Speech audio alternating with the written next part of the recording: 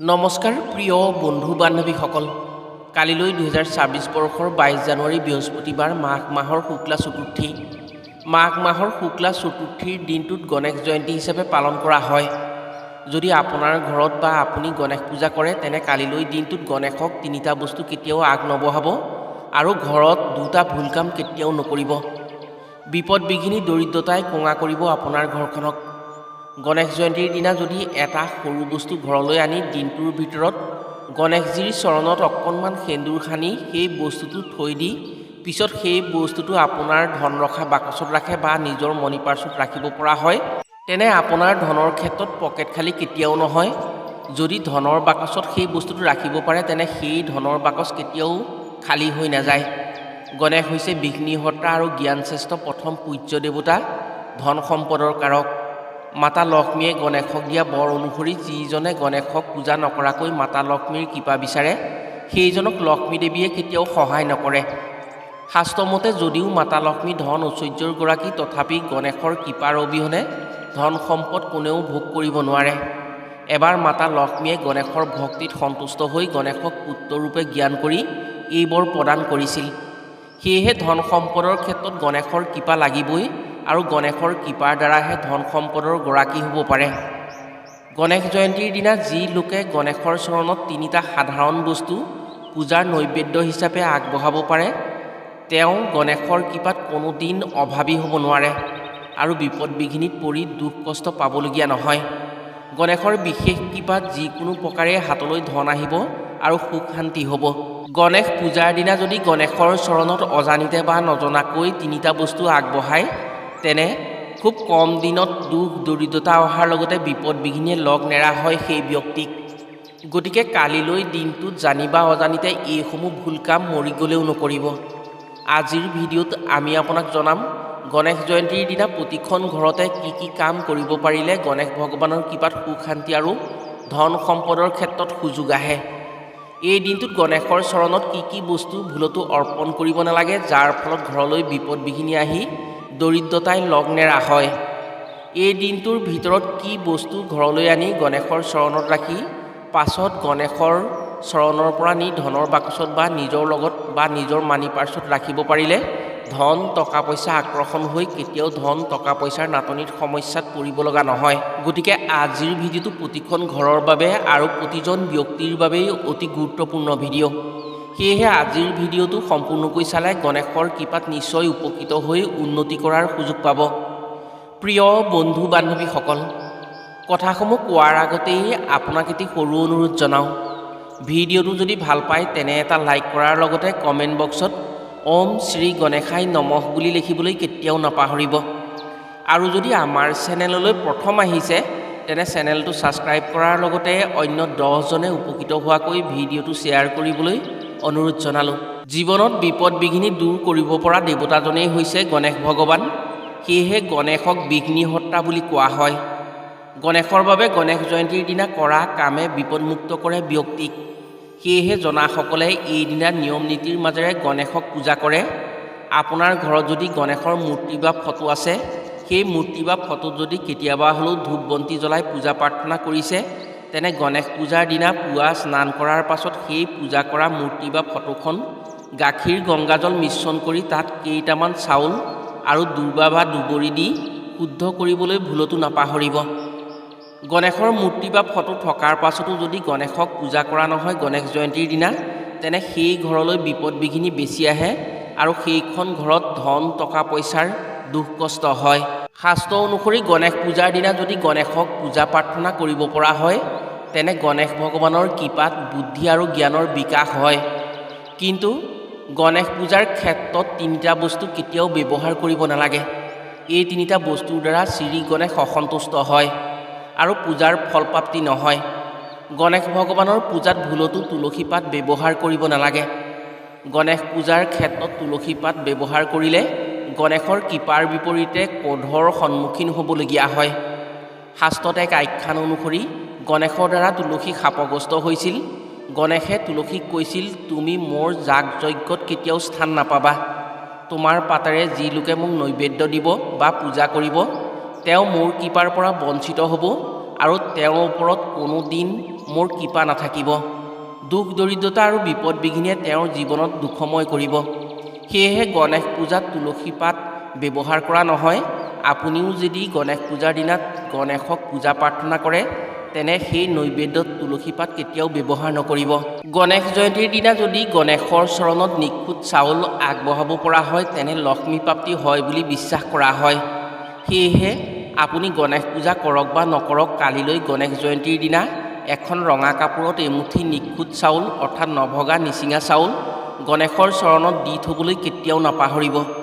পূজাৰ পাছত যদি সেই চাউলকেইটা ৰঙা কাপোৰখনেৰে এটা টোপোলা কৰি ভাল ঠাইত থৈ দিব পাৰে, আপোনাৰ ঘৰত কোনো ক্ষেত্ৰতেই যাত্ৰা কৰাৰ সময়ত বা ভাল কামত যোৱাৰ সময়ত তাৰ পৰাই এটা চাউল নিজৰ লগত লৈ যাব পাৰে, তেনে সেই চাউলৰ বাবেই আপুনি কোনো বিপদ বিঘিনিত পৰিব নালাগে।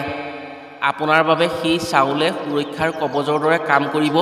ভগৱান গণেশৰ কৃপা থাকিব আৰু ভগৱান গণেশৰ কৃপা থাকিলে কেতিয়াও বিপদ বিঘিনিত পৰিব নালাগে আৰু সেই চাউলৰ বাবে আপোনাৰ সেইদিনা কামৰ সফলতা আহিব। গণেশ পূজাৰ দিনা এই কাম বহু লোকেই কৰে।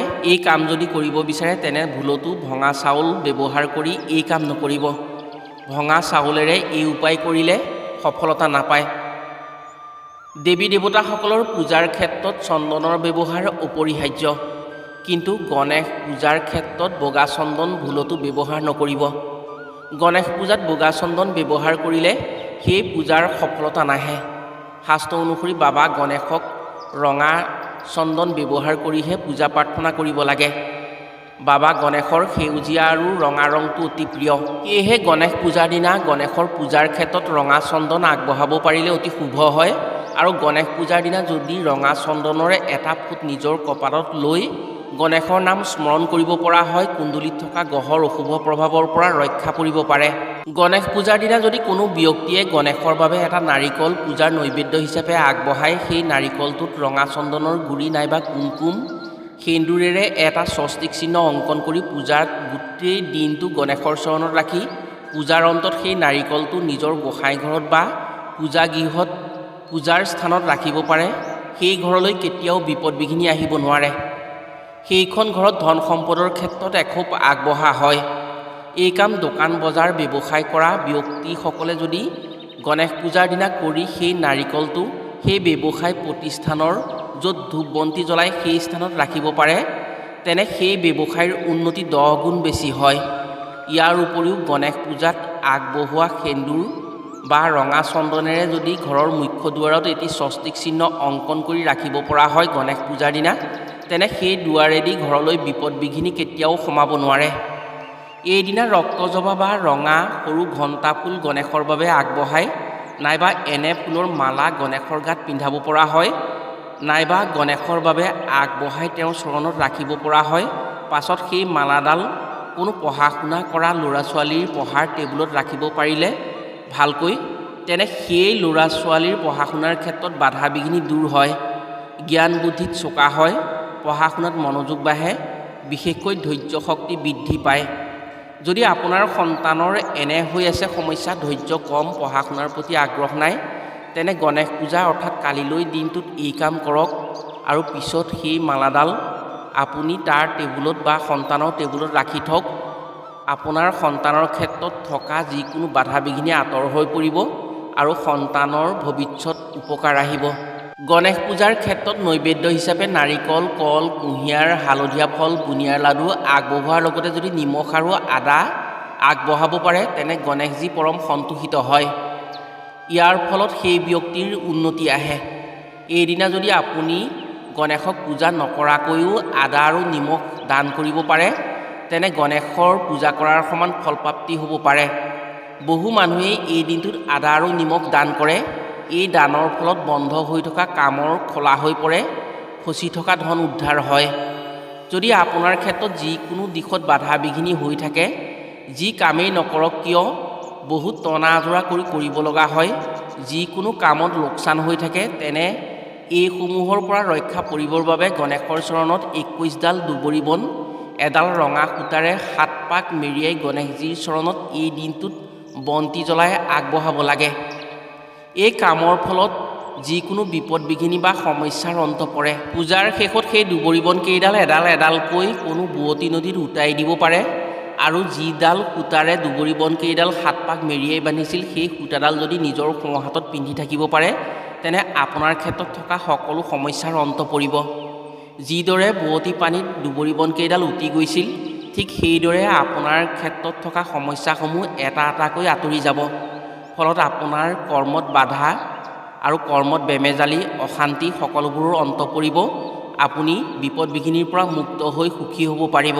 এই দিনটোত হালধীয়া বা সেউজীয়া বস্ত্ৰ পৰিধান কৰিব পাৰিলে সাংসাৰিক জীৱনত সুখ শান্তি হয়। গণেশ পূজাৰ দিনা সৎ ভক্তিৰে যদি পূজা নকৰিও মনৰ পৰা গণেশৰ নাম স্মৰণ কৰি থাকিব পৰা হয় তেনে গণেশৰ কৃপাত সুখবৰ আহে বুলি বিশ্বাস কৰা হয়। গণেশ পূজাৰ দিনা এটা ৰূপৰ বা তামৰ পইচাৰ জৰিয়তে আপুনি আপোনাৰ জীৱনৰ ধন টকা পইচাৰ সমস্যা সকলো নাইকিয়া কৰিব পাৰে। এই উপায় কৰি যদি সেই পইচাটো নিজৰ লগত ৰাখিব পাৰে তেনে আপোনাৰ হাতলৈ ধন টকা পইচা সা সম্পদ আহিবই। বহু বেছি ধন টকা পইচাৰ গৰাকী হ'ব নোৱাৰিলেও কোনোদিন আনৰ ওচৰত আপুনি হাত নপতাকৈ চলিব পাৰিব। এই উপায়টো গণেশ পূজাৰ দিনা সন্ধিয়া কৰিব লাগে। এই উপায়ৰ জৰিয়তে গণেশৰ কৃপাত লক্ষ্মী প্ৰাপ্তি হয়। লক্ষ্মী দেৱীৰ বাবে যিকোনো কাম সন্ধিয়া কৰিলে সুফল পায়। শাস্ত্ৰমতে লক্ষ্মী দেৱী সন্ধিয়াৰ সময়ত আগমন হয়। গণেশ জয়ন্তীৰ দিনা অৰ্থাৎ কালিলৈ সন্ধিয়া এটা তামৰ বা ৰূপৰ মুদ্ৰা ল'ব। 3 পাহ ৰঙা ফুল লৈ গণেশজীৰ পূজাৰ সেন্দুৰেৰে সেই মুদ্ৰাটো ৰঙা কৰিব। ইয়াৰ পাছত গণেশজীৰ মূৰ্তি বা ফটোৰ চৰণত সেই ফুল আগবঢ়াই মুদ্ৰাটো তেওঁৰ চৰণত লক্ষ্মী প্ৰাপ্তিৰ আশা কৰি থৈ দিব। আপুনি সেই মুদ্ৰাটো তাত থৈ গণেশজীৰ এই 5টা নাম জপ কৰিব। ওম শ্ৰী গণেশায় নমঃ, ওম বিঘ্নেশ্বৰায় নমঃ, ওম লম্বোদৰায় নমঃ, ওম গজাননেই নমঃ, ওম সিদ্ধিদাতাই নমঃ। ইয়াৰ পিছত ওম গণ গণপতি নমঃ বুলি 108 বাৰ আপুনি মুদ্ৰাটো স্পৰ্শ কৰি হাতেৰে আপুনি এই মন্ত্ৰটো জপ কৰিব। ইয়াৰ পিছত সেইদিনা সেই পইচাটো তেনেকৈ থাকিবলৈ দিব। পিছদিনা এটুকুৰা ৰঙা কাপোৰত সেই পইচাটো মেৰিয়াই সদায় আপোনাৰ লগত বা মণি পাৰ্চত ৰাখিব। দেখিব আপোনাৰ ওচৰলৈ ধন টকা পইচাৰ সোঁত বব। আপুনি যি কাম নকৰক কিয় ধন টকা পইচা আহিবই। প্ৰিয় বন্ধু বান্ধৱীসকল, গণেশ পূজাৰ দিনা যদি আপুনি এইসমূহ কাম কৰিব পাৰে শ্ৰী গণেশৰ কৃপাত আপুনি নিশ্চয় উপকৃত হোৱাৰ সুযোগ পাব। আজিলৈ ভিডিঅ'টো ইমানতে সামৰিছোঁ। পুনৰ অন্য এটি ভিডিঅ'ৰ জৰিয়তে লগ পোৱাৰ আশাৰে আজিলৈ আহোঁ। সকলো ভালে থাকক, সুস্থ থাকক। ধন্যবাদ।